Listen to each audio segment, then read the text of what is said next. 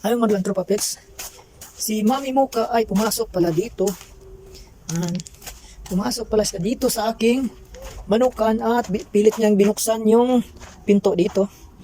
Ayan yung pinto dati na hinarang ko. Kasi si Mami Mocha. Hello madlang tropa pets, good morning. Si Mami Mocha kahapon kahit anong tawag ko hindi talaga nagpakita. Ayun pala si Mami Mocha ay naghanap na ng kanyang lungga para i-ready ang kanyang sarili para manganak. At ngayon na araw madlang tropa pets, si Mami Mocha ay tapos na nanganak. Kahit anong tawag ko kahapon, hindi talaga siya nagpakita. Ayun pala, nanganak na siya. Ayun madlang tropa pets, ating puntahan kung saan nanganak si Mami Mocha at ating tingnan kung ilan yung mga tuta na kanyang inanak. Kaya tayo na madlang tropa pets at ating bisitahin si Mami Mocha kung ano na ang kalagayan niya ngayon. Tara. Anak na pala. Yan si Mami Mocha. Ayun oh. Ayan si Mami Mocha, nag-anak na pala. Tapos yung mga manok ko, andyan na siya. Hey, si Mami Mocha. Kakain talaga ito ng manok kasi ano to sila eh. Yan yung mga natural na mga pagkain nila, yung mga tawag nito, yung mga makita-kita. Itong sara na to madlang tropa pets, dyan ko yan nilagay dati. Tapos pilit pala talaga niyang binuksan kaya pagka umaga magpakain sana ako ng manok. Nabukas na to, yung pinto dyan bukas. Tapos yung manok andito rin naglakad-lakad, andyan sa labas, tapos andito. Tapos pagtingin ko si Mami Mocha, dito pala nanganak. Nanganak pala si Mami Mocha. Ayan oh.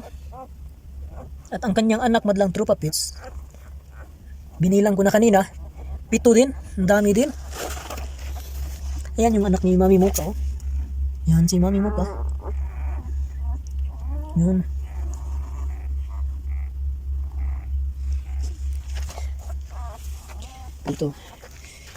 Ito yung mga pugad ng manok ko.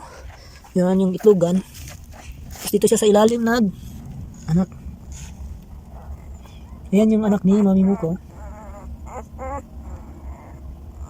Yan, nag-anak na pala si Mami Mocha.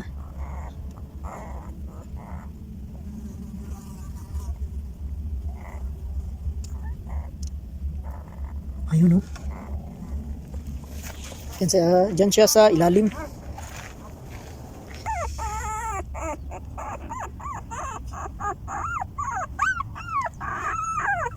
Sakto madlang tropa pets, hindi pa masyado talaga malamig ngayon. Hindi pa kawawa yung tuta, lalo na't maiwan-iwan ni Mami Mocha. Hindi pa masyado malamig. Okay? Yan. Maganda, marami brindle na kulay. Halos brindle, yung puti, may halong brindle.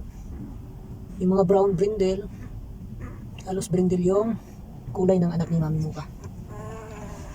Walang nagmanak ang kuya ik. Halos ang nakakastata dito yung mga tatay ng tuta niya, yung mga asong gala. Pero maganda naman yung mga asong gala. Kaya yung tatlong manok ko, kulong na sila dyan, di na makalabas kasi kainin ni Mami Mocha. Kakainin talaga yan ni Mami Mocha. Ayun madlang tropa pets, sakto naman na tumigil kami sa trabaho kasi nag-deliver yung driver namin kasi isa lang yung driver namin ngayon kasi nag-uwian na tapos hindi na bumalik. Isa lang yung driver namin ngayon sa delivery truck at saka forklift. Kaya pag mag-deliver, matigil yung trabaho namin. Sakto naman na natigil kaya nakapag-vlog ako ngayon at para mapakita sa inyo na si Mami Mocha ay nag-anak na. Kasi kahapon yun nga hindi lumabas. Sige ako hanap-hanap. Naghanap na pala siya ng lungga. Tapos kagabi, yan pumunta siya dito, pumasok. Pilit niya binuksan yung pinto na dito, yung nilagay ko, nakaharang. Tapos nag-anak siya dito sa loob. Safety naman siya dito madlang tropa pets. Pero pag yung mga tuta, pag maglakad na to, bawal na to dito. Kaya hanap naman ako. Baka ibalik ko naman siya doon sa baka doon sa taniman ko yung sa likod ng trabahoan. Doon yung maraming mahaba na mataas na mga tawag noon, yung mataas na damo. Tapos yung may grapes ako, baka doon ko ilipat to para mas malayo-layo. Kasi pag masanay to dito mga tuta, mapag-initan na naman. Pero konti na lang kami madlang tropa pets, 5 na lang kami ngayon dito. Dati marami kami. At yung mga kasama kong mga ibang lahi ay nagtakasa na, umayaw na dito. Umayaw na, nagtakas. Umalis sila dito, hindi nagpaalam. Kaya ngayon naiwan kami, 5 na lang. Tapos Tapos kaya dahil kunti na lang kami, baka wala na masyadong mainit dito sa mga aso. Wala nang tawag nun, yung magsilos o wala nang di nila pagdiskitahan tong mga tuta na to. Kaya madlang tropa pets, hanggang dito na lang muna ang ating vlog ngayon.